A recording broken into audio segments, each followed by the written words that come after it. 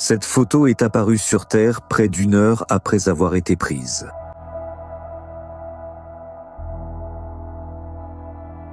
Son auteur n'était pas un homme, ni même un satellite en orbite. Le photographe se trouvait à la surface d'un autre monde. Voici la toute première véritable photographie de l'histoire prise par un appareil depuis la surface d'une planète lointaine. Mais le plus étonnant n'est pas son apparence, mais ce que les ingénieurs ont dû endurer pour obtenir ce cliché. Les voyages spatiaux peuvent, à juste titre, être considérés comme le sujet le plus populaire de la science-fiction. Imaginez seulement un monde où nos technologies nous permettent de voyager dans l'espace à la vitesse de la lumière, c'est-à-dire environ 299 792 458, 299 792 458 mètres par seconde. Où pourrions-nous aller et à quelle vitesse pourrions-nous atteindre notre destination ? Supposons que nous disposions de la technologie pour voyager à la vitesse de la lumière. À quelle vitesse pourrions-nous atteindre différentes parties de l'univers connu ? Et que pourrions-nous faire durant le voyage ? La Lune. La distance jusqu'à la Lune pourra être parcourue en exactement 1,28 secondes. Vous n'aurez pas le temps de cligner des yeux. Vénus. Nous parcourons cette distance en 2,2 minutes. Vénus. Peut-être que pendant ce temps, votre eau aura le temps de bouillir dans la bouilloire. Mars. En 3 minutes, vous pourrez vous préparer du thé, mais vous n'aurez sans doute pas le temps de prendre le thé. Mercure. 4 minutes et demie et vous voilà en enfer brûlant sur Mercure. Eh bien, au moins ici, la vue sur le Soleil est magnifique. Le Soleil. Détendez-vous, prenez une tasse de café et lisez quelques articles de magazine en 8 minutes. Jupiter. Un épisode de votre dessin animé préféré et 32,6 minutes passeront en un instant. Saturne.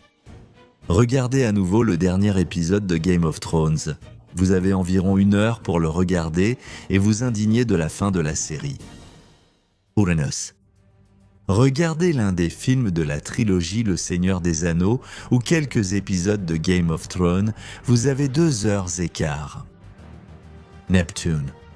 Presque 5 heures. Imaginez que vous êtes dans un train. Rédacteur des sous-titres, Semkin. Correcteur, Pluton. 5 heures. Écoutez de la musique, dessinez ou dormez simplement. Proxima du Centaure. 4,2 ans. Vous avez tout le temps. Fondez une famille, changez plusieurs fois de travail. La galaxie d'Andromède. 6,6095 x 10 à la puissance 7 années. Une période énorme. Les dinosaures ont disparu il y a environ 65 millions d'années. C'est un peu plus long que le temps nécessaire pour voyager à la vitesse de la lumière jusqu'à la galaxie d'Andromède. La limite de l'univers connu, 11,3 multiplié par 10 à la puissance 11 années. C'est difficile à imaginer, mais ce chiffre est plusieurs fois supérieur à l'âge de notre galaxie. Mais nous nous souvenons que la vitesse de la lumière est pour l'instant une valeur théorique. Malheureusement, l'humanité ne possède pas encore de telles technologies. Même en approfondissant sérieusement nos connaissances en physique, en chimie et en astronomie, nous serons probablement obligés d'étudier notre système solaire à un rythme très lent. La Lune. Seulement 3 jours. Cela peut sembler peu, mais nous nous souvenons tous que la Lune est très proche et qu'elle est le satellite naturel de notre planète.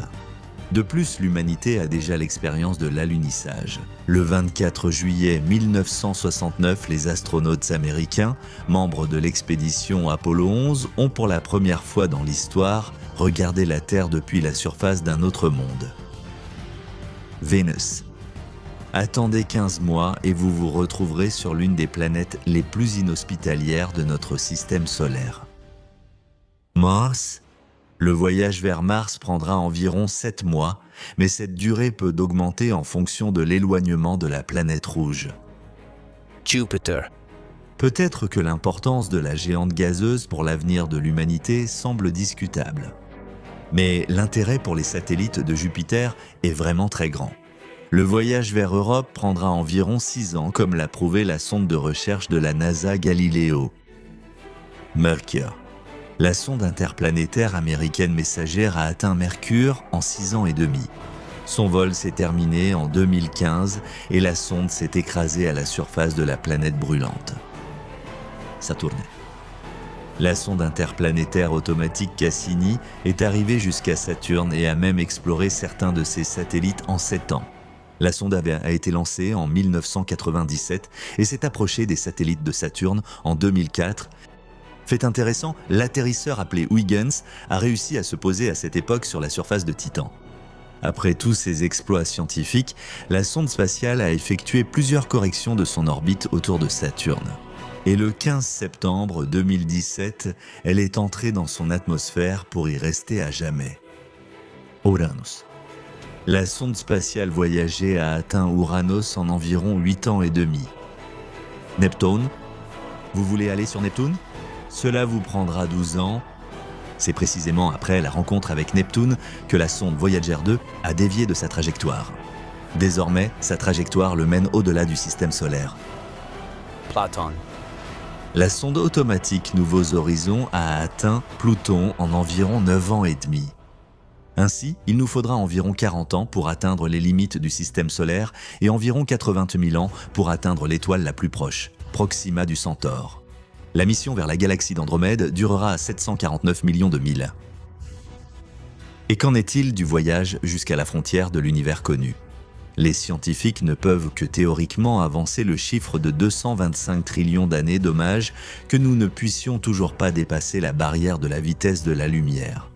Comment sommes-nous censés explorer les planètes de notre système ou même les systèmes stellaires voisins si nous sommes à ce point limités dans nos moyens de déplacement dans l'espace ?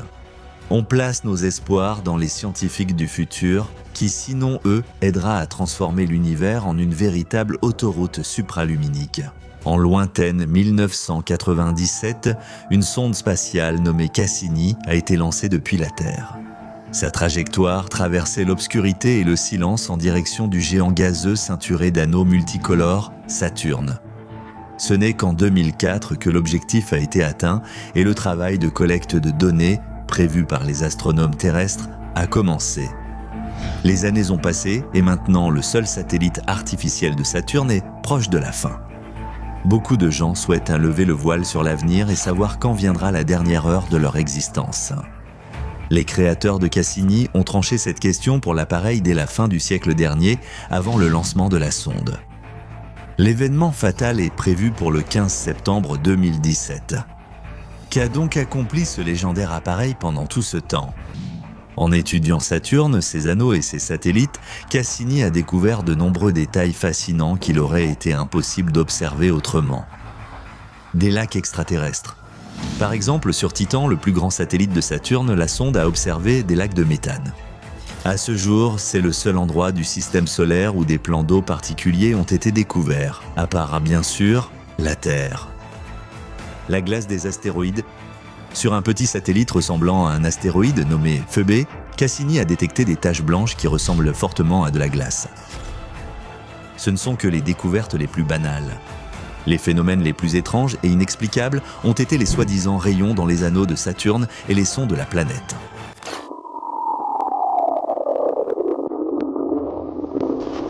Les rayons saturniens. En ce qui concerne le premier phénomène, il s'agit de bandes mystérieuses d'environ 100 km de large et d'environ 20 000 km de long qui traversaient les anneaux du géant. De plus, elles apparaissaient avec une étrange périodicité. Elles ont été observées par les sondes Voyager lors du survol de Saturne au début des années 80. Mais entre 1998 et 2004, les rayons n'ont pas été observés. Le mystère de l'apparition soudaine et de la disparition tout aussi rapide de ces structures a poussé 30 des plus grands spécialistes de nombreux pays du monde à tenter de l'expliquer. Les astronomes estiment que cela est dû à de puissants éclairs saturniens, sans équivalent possible sur Terre. Selon eux, des faisceaux d'électrons frappent de la structure des anneaux, ce qui provoque l'apparition de ces étranges bandes allongées. Cette hypothèse comporte de nombreuses zones d'ombre, mais pour l'instant, c'est la seule explication de ce phénomène. D'ailleurs, l'une de ces catastrophes, un éclair qui a traversé presque toute la planète, a été capturé par Cassini lors de sa grande mission. D'où vient ce son ? Le deuxième phénomène étrange, ce sont les sons émis par cette gigantesque boule de gaz. Ce sont des signaux radio qui, selon les scientifiques, illustrent le système complexe de rotation de Saturne. Les pôles de la planète génèrent des ondes radio. Les sons sont inaudibles pour l'oreille humaine, mais Cassini les a convertis de manière à les rendre audibles. Les sons rappellent soit le hurlement du vent dans le désert, soit une mélodie indistincte avec des bruits parasites étranges et inquiétants. En plus de cela, la sonde a découvert de nombreux nouveaux petits satellites, très probablement capturés par la puissante gravité de la planète, ainsi qu'un immense hexagone mesurant 25 000 km de diamètre. C'est ce qu'on appelle l'hexagone géant, un ouragan localisé. Les terriens observent ce phénomène à l'aide de sondes spatiales depuis plus d'un quart de siècle, à partir de la première mission voyagée. Cassini a examiné la structure de manière plus détaillée. C'est un tourbillon titanesque qui tourbillonne dans une danse infernale au pôle nord de la planète. Sa forme géométrique régulière, inhabituelle pour les tourbillons terrestres, a longtemps intrigué les scientifiques. Mais il a tout de même été possible de recréer un phénomène similaire en laboratoire. Elle est attribuée à la différence de vitesse du vent dans cette impressionnante structure. Au cours des derniers mois de sa vie, Cassini s'est consacré à Encelade, découvrant dans les geysers de cette planète glacée de l'hydrogène moléculaire et d'autres oligo-éléments, ce qui témoigne de la présence de sources hydrothermales dans l'océan d'Encelade. Une telle supposition conduit à l'hypothèse d'une vie bactérienne sur ce satellite gelé. Actuellement, l'appareil se trouve sur la première des 22 orbites autour du géant, qui se termineront par une immersion totale et la destruction de la sonde dans l'atmosphère de Saturne. Les scientifiques ont choisi cette fin pour éviter d'introduire accidentellement des bactéries terrestres sur les satellites de Saturne. En effet, bien que l'appareil ait été stérilisé, un tel scénario reste possible. Lors de sa tournée d'adieu, Cassini étudiera les anneaux littéralement de l'intérieur en passant à seulement 300 km de leur bord interne. Le reportage photo transmis par l'appareil est vraiment impressionnant. Des orages terrifiants, de minuscules satellites sur fond du corps titanesque de Saturne, des anneaux brillants et structurés tournant furieusement autour de la planète. Et surtout la Terre, qui scintille comme une étoile lointaine et discrète dans le ciel d'encre du géant gazeux. La mission se termine, mais le progrès continue, implacable. Un jour, ce ne seront pas les yeux mécaniques d'un robot, mais de vrais yeux humains qui verront tout cela. La chaîne Hubble croit en l'avenir. Rejoignez-nous. Aujourd'hui, nous allons parler d'une personne à qui il a été confié la mission de changer radicalement la vie de la civilisation terrestre. Elon Musk est l'un des rares scientifiques qui est tellement prolifique en idées qu'il impressionne littéralement le public par son originalité de pensée. Le génie voit le monde sous un angle complètement différent. Ses déclarations et ses projets parlent d'eux-mêmes. Par exemple, il n'y a pas si longtemps, Elon a déclaré à la presse qu'il était convaincu que la Terre était une simulation de jeux vidéo et seul le joueur décide quand la réalité artificielle prendra fin ou changera. Admettez-le, même si ce n'est pas le cas, l'imagination des auditeurs est déjà éveillée. Les milliardaires se préoccupent aussi d'écologie et de technologie de pointe. En témoignent la voiture électrique Tesla, l'ultra-rapide Hyperloop, la création de panneaux solaires à l'échelle mondiale, le développement de l'agriculture urbaine, la mise au point des batteries Powerwall capables de libérer l'humanité de la dépendance énergétique. Par ailleurs, Elon Musk a déclaré à plusieurs reprises que les gens ont tort de considérer son entreprise SpaceX uniquement comme un moyen de visiter d'autres mondes cosmiques. Ces vaisseaux peuvent aussi être utilisés sur notre planète. Par exemple, visiter des endroits qui, dans des conditions normales, prendraient plusieurs fois plus de temps à atteindre, seulement une demi-heure après le décollage. Mais, sans aucun doute, ce qui stimule le plus l'imagination du grand public, c'est la future colonie martienne et tout ce qui s'y rapporte. Récemment, Elon Musk a dévoilé une combinaison spatiale et partagé une photo sur Instagram. Le scientifique a affirmé qu'il s'agissait d'un modèle fonctionnel testé sous vide et à une pression double de la normale.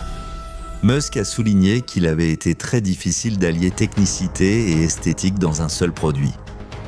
Le costume a été développé en collaboration avec la NASA et le designer du modèle n'est autre que le célèbre artiste hollywoodien José Fernandez. C'est grâce à lui que des personnages comme Iron Man, Batman et Spider-Man ont brillé à l'écran.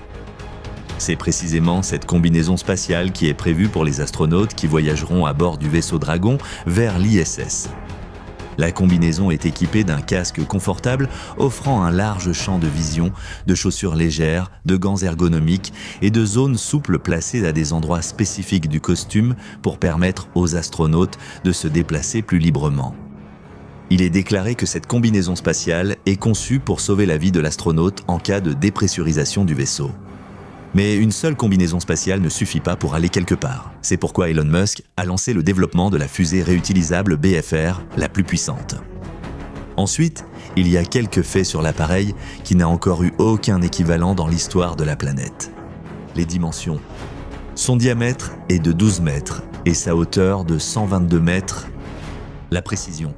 La fusée n'aura pas besoin de support, la précision de l'atterrissage est telle que l'appareil se pose directement sur la plateforme de lancement. La composition. Le BFR se compose de 2 étages. Le premier étage est réutilisable et met en orbite tout type de modules, navettes, ravitailleurs et autres. Le deuxième étage est directement le vaisseau qui comprend un compartiment étanche où se trouvent 40 cabines passagers, une salle à manger et un espace de stockage. Le carburant. Le vaisseau est équipé de 4 réservoirs de carburant, dont 2 sont placés séparément et sont spécifiquement destinés à l'atterrissage sur Mars. Les moteurs. La fusée est équipée de moteurs de marque Raptor, fonctionnant à l'oxygène et au méthane. Il est à noter que le carburant usé n'est pas éliminé, mais est renvoyé dans la chambre de combustion, restituant ainsi le reste de son énergie. Comme il y a 9 moteurs, la défaillance de l'un d'eux ne changera rien. Le vaisseau atterrira quand même avec succès. Les ailes. La fusée est équipée d'ailes pliantes faites de panneaux solaires. C'est nécessaire pour un atterrissage correct sur Mars. Après la sortie dans l'espace, le module doit être ravitaillé en carburant, car à cause de sa charge, il n'aura plus de carburant après le lancement. Pour les ravitaillements, on utilise un tanker spécial mis en orbite par la même fusée BFR. En 2022, il est prévu d'envoyer 2 vaisseaux de ce type vers Mars. Chacun d'eux transportera 150 tonnes de cargaison à bord, mais aucun être humain. Et dès 2024, les premiers colons s'envoleront vers la planète rouge. Mais seulement si les 2 missions précédentes déterminent précisément la quantité d'eau disponible pour les terriens. Vous pensez que c'est nécessaire pour éviter que les colons ne meurent de soif? En aucun cas. La première chose que les gens devront faire sur Mars, c'est organiser le processus d'extraction de carburant, en obtenant de l'oxygène et du méthane à partir de l'atmosphère, et de l'hydrogène, respectivement, à partir de l'eau. Les délais annoncés, bien sûr, semblent fantastiques.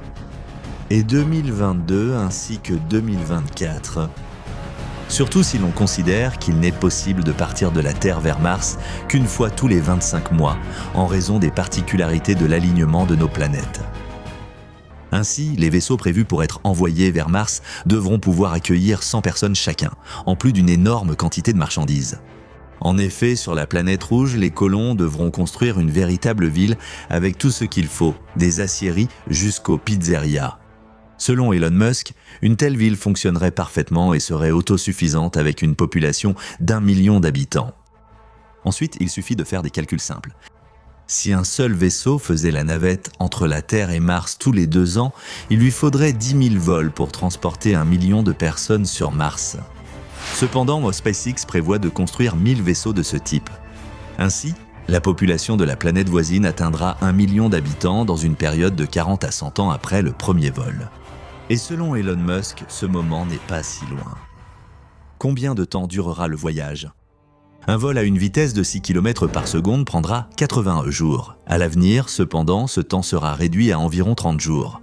Imaginez, un voyage vers la planète voisine pourra se faire pendant des vacances ordinaires. Le voyage doit être amusant et intéressant. C'est pourquoi les compartiments de l'équipage et des passagers doivent être conçus pour permettre de jouer en apesanteur. On pourra littéralement flotter dans l'air. Il y aura des films, des salles de conférence, des caméras, des cabines et un restaurant. Ce sera très amusant, c'est Elon Musk qui nous attire vers la planète rouge. Mais malgré tout, la création du BFR est un cas sans précédent dans l'histoire de l'humanité. Personne n'a jamais volé avec 9 moteurs. Jamais personne n'a atterri aussi précisément. Aucune fusée n'a été réutilisée plusieurs fois. Et surtout, aucun terrien n'a jamais quitté la planète pour longtemps ni ne s'est éloigné d'elle aussi loin que ce qui est prévu lors de la colonisation de Mars. L'opinion publique est partagée. Certains sont sceptiques, d'autres enthousiastes, mais Musk est totalement convaincu du succès. Cet homme hors du commun affirme que des usines, des quartiers résidentiels et des pizzerias apparaîtront bientôt sur Mars. Il est probable que tout cela sera situé sous terre, car le niveau de radiation tuerait rapidement les habitants de ces zones situées à la surface.